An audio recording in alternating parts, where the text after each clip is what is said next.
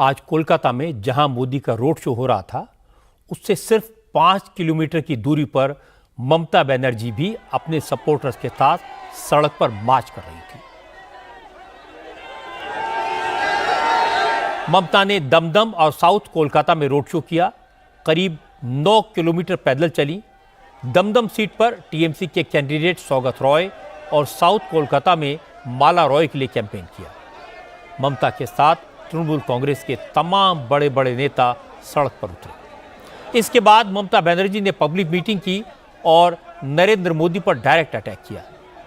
ममता को इस बात पर आपत्ति है कि मोदी को प्रधानमंत्री क्यों कहा जा रहा है।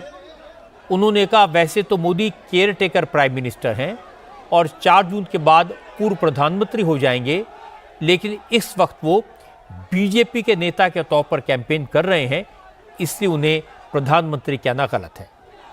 चूंकि आज मोदी ने 12/7 की रैली में सबसे पहले रेमल साइक्लोन का जिक्र किया था और कहा था कि मां काली के आशीर्वाद से सबने मिलकर साइक्लोन का मुकाबला किया, और उस दौरान वो खुद भी दिल्ली से साइक्लोन से जुड़ी तैयारियों को मॉनिटर कर रहे थे।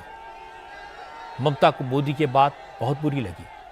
उन्होंने कहा, साइक्लोन बंगाल में था, उनकी पूरी सरकार लोगों को साइक्लोन के कहर से बचाने में जुटी हुई थी, लेकिन मोदी बंगाल में आकर कह रहे हैं कि वो दिल्ली में बैठकर सब कुछ मॉनिटर कर रहे थे। इससे बड़ा झूठ कुछ नहीं हो सकता। আজকে আমাদের মাননীয় প্রধানমন্ত্রীজি, ন্যাচারালি প্রধানমন্ত্রী কথাটা হয়তো আর 7-8 দিন বলতে পারবেন, তারপরে এক্স প্রাইম মিনিস্টার বলতে হবে। তিনি কাকদ্বীপের মিটিংয়ে দাঁড়িয়ে বলছেন, সাইক্লোন তো हम दिल्ली से बैठ के मॉनिटरिंग किया। এত ঝুটা, আপনি বলুন, এত মিথ্যে কথা বলা শোভা পায়? শোভা পায়? আর এনডিআরএফ আমায় দেখাচ্ছে, এনডিআরএফ, এসডিআরএফ, এনডিআরএফ একটা কাজ করলে আমাদের টাকা দিতে হয়, বিনা পয়সায় করে না। তার কারণ আমি যখন রেল মিনিস্টার ছিলাম তখন এনডিআরএফ এর সাথে চুক্তি করে রাজ্যগুলোতে করে দিয়েছিলাম। কতটুকু জানেন আপনি? আপনি তো গুজরাটে মুখ্যমন্ত্রী হয়েছেন, দাঙ্গা করেছেন। তারপরে দাঙ্গা করার পর আপনি প্রধানমন্ত্রী যখন হলেন, তার আগে আপনি দেশকে চিনতেন না, সারা দেশে খবর রাখতেন না। আর আমি মুখ্যমন্ত্রী হবার আগে আমি কিন্তু মনে রাখবেন, আমি নিজে 2বার রেল মিনিস্টার হয়েছিলাম আপনাদের আশীর্বাদে, শুভেচ্ছায়, দোয়ায়। इसके बाद ममता बनर्जी ने कहा कि मोदी सिर्फ झूठे वादे कर रहे हैं, मोदी का एक भी वादा पूरा नहीं होगा। ममता ने कहा कि लोगों को मोदी से पूछना चाहिए कि क्या काला धन वापस आ गया, क्या 2 करोड़ लोगों को नौकरियां मिल गईं, क्या मुफ्त में बिजली मिल गई। ममता ने कहा कि मोदी बंगाल में आकर लोगों को भड़काने के लिए यहां तक कहते हैं कि बंगाल में ममता बनर्जी दुर्गा पूजा नहीं करने देती, और बंगाल के लोग सच जानते हैं और इस बार बीजेपी को करारा जवाब देंगे। আর তারপর आगे बोलतो कि ममता जी तो बंगाल में दुर्गा पूजा नहीं करने देता। कि बोलेছে কি বলেনি? কতবার বলেছে? बोलेছে कि बोलेनी? ममता जी तो बंगाल में सरस्वती पूजा भी नहीं करने देता। और সেই বাংলা ইউনেস্কোর ওয়ার্ল্ড হেরিটেজ পেয়ে, একদম ওয়ার্ল্ড ডেস্টিনেশন পেয়ে মুখে ঝামা ঘষে দিয়েছে বিজেপি, যে দেখ কেমন লাগে।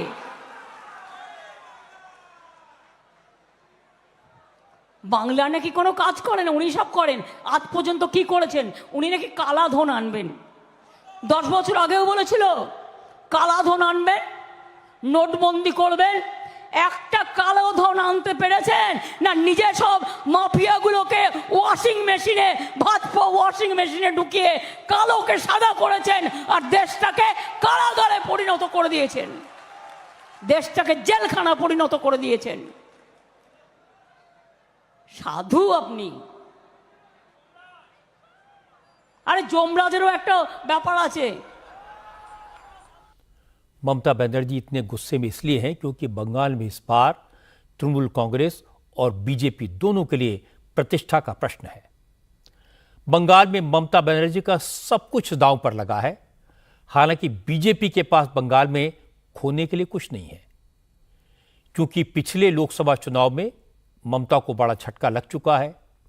बीजेपी की सीटों की संख्या 2 से बढ़कर 18 हो गई थी और ममता 38 से 22 पर आ गई थी। इसलिए इस बार ममता खासी परेशान है और बीजेपी काफी जोश में है। दोनों ने पूरी ताकत लगाई है। आखिरी फेज में ममता की चुनौती ज्यादा बड़ी है क्योंकि जिन 9 सीटों पर 7वें राउंड में वोटिंग होनी है वह ममता का स्ट्रांग होल्ड माना जाता है। पिछले इलेक्शन में ये सारी की सारी सीटें तृणमूल कांग्रेस ने जीती थी। इनमें ममता के भतीजे अभिषेक बैनर्जी की डायमंड हार्बर, सौगत राय की दमदम और सुदीप बंदोपाध्याय की कोलकाता नॉर्थ की सीटें भी शामिल हैं। बंगाल से जो रिपोर्ट्स मिल रही हैं उन्हें बताया गया कि इस बार अभिषेक बैनर्जी की सीट डायमंड हार्बर में तृणमूल कांग्रेस को खतरा हो सकता है और यह बात ममता को चिंता में डाल रही है। पिछले विधानसभा चुनाव में ममता बनर्जी की जीत में बड़ी भूमिका अदा करने वाले प्रशांत किशोर का प्रेडिक्शन है कि इस बार पश्चिम बंगाल में बीजेपी को लोकसभा में पिछली बार के मुकाबले और भी ज्यादा सीटें मिल सकती हैं और यह फिगर ममता बनर्जी के लिए बड़ा सेटबैक साबित होगी।